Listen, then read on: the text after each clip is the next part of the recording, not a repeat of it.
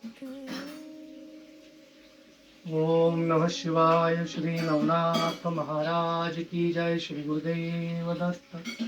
ओम नमः शिवाय। ओम नमः शिवाय। नवनाथ भक्ति। ओम नमः शिवाय। ओम नमः शिवाय। ओम नमः शिवाय। श्री नवनाथांची पूजा व नवनाथ भक्तिसार ग्रंथाची पारायण पद्धती।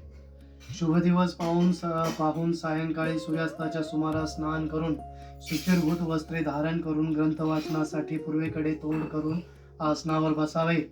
शास्त्राप्रमाणे कांबळे, घोंगडी, दर्भासन, व्याघ्रांबर, मृगाजीन अशी आसनेच असावीत। नुसत्या जमिनीवर, पाषाणावर किंवा नुसत्या पाटावर बसू नये। आसन व उत्तरीय वस्त्र स्वच्छ व न फाटलेले असावे। आपल्या पुढे चौरंगावर दत्त मूर्ती किंवा नवनाथांचे चित्र ठेवावे। त्यासमोर पोथी ठेवावी। श्री गणेश स्मरण करून घरातील नित्य पूजेतील देवांना व वडील माणसांना वंदन करावे। मूर्तीची, चित्राची व पोथीची गंध पुष्पांनी पूजा करावी। नैवेद्यासाठी दूध, खडीसाखर, पेढे किंवा शक्य झाल्यास वडे असावेत। समय तेवत ठेवावी। वाचन पूर्ण होईपर्यंत ती प्रदीप्त असावी। निरांजन, उदबत्ती, धूप लावावा। पहिल्या दिवशी विडा, सुपारी, नारळ व दक्षिणा पोथीला व मूर्तीला अर्पण करावी। 9 दिवस ब्रह्मचर्य शुची व्रत पाळावे। अध्याय संपेतोवर आसनावरून उठू नये। कोणाशी बोलू नये। रात्री लोकरीचे वस्त्र, घोंगडी अशावरच निद्रा घ्यावी।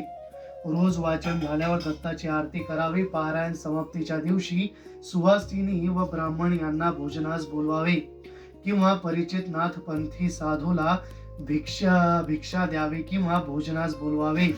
महानैवेद्यास तांदूळ आणि मुगाची डाळ यांची खिचडी, घेवड्याची भाजी, हरभऱ्याच्या घुगऱ्या व उडदाचे वडे, दही, आंबील, ताक व जोंधळ्याची खीर हे पदार्थ असावेत।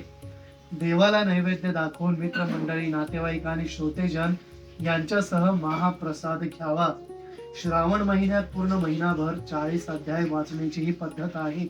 काही दिवस 2 अध्याय वाचावेत म्हणजे 40 अध्याय पूर्ण होतील। सप्ताह, नवाह किंवा मास पारायण घरी केले तरी चालते, पण गाणगापूर, नरसोबावाडी, औदुंबर, माहूर, गिरनार अशा दत्त स्थानी वाचल्यास फलप्राप्ती लवकर होणे साहजिकच होते। या पोथीतील कथा खोट्या मानू नयेत।